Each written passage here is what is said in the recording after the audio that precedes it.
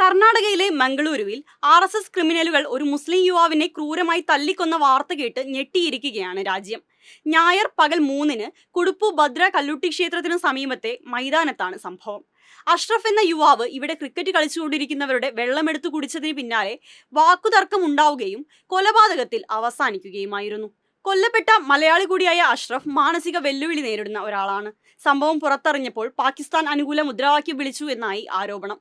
വളരെ ദയനീയമായ സാഹചര്യത്തിൽ ഈ വ്യക്തി ആക്രിപെറുക്കിയാണ് ജീവിക്കുന്നത്. അത്തരത്തിലുള്ള ഒരു മനുഷ്യനെയാണ് RSSകാർ മൃഗീയമായി കൊലപ്പെടുത്തിയിരിക്കുന്നത്.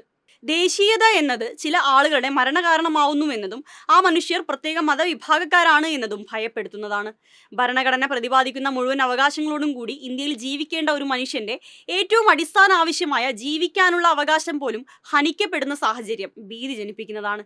ദേശീയതയുടെ പേര് പറഞ്ഞ് ആർക്കും ആരെയും ഈ രാജ്യത്ത് തല്ലിക്കൊല്ലാം എന്ന അവസ്ഥയിലാണിപ്പോൾ കാര്യങ്ങൾ. സ്നേഹത്തിന്റെ കട തുറക്കുമെന്ന് പ്രഖ്യാപിച്ച കോൺഗ്രസ് ഭരിക്കുന്ന സംസ്ഥാനത്താണ് ഇത്തരമൊരു സംഭവം ഉണ്ടായത്. അപ്പോൾ പിന്നെ BJP ഭരിക്കുന്ന സ്ഥലങ്ങളിലെ അവസ്ഥ ഊഹിക്കാമല്ലോ. സംഭവം അറിഞ്ഞ ഉടനെ തന്നെ പാകിസ്ഥാൻ അനുകൂല മുദ്രാവാക്യമാണ് കൊലയ്ക്ക് കാരണമെന്ന സംഘപരിവാർ ഭാഷ്യത്തെ ഏറ്റുപിടിക്കുകയാണ് കോൺഗ്രസ് സർക്കാരും. കശ്മീർ ഭീകരാക്രമണത്തിന്റെ പശ്ചാത്തലത്തിൽ ദേശീയതയെ ദുരുപയോഗം ചെയ്ത് കൊലയാളികൾക്ക് സംരക്ഷണം ഒരുക്കുകയാണ് കോൺഗ്രസും BJPയും.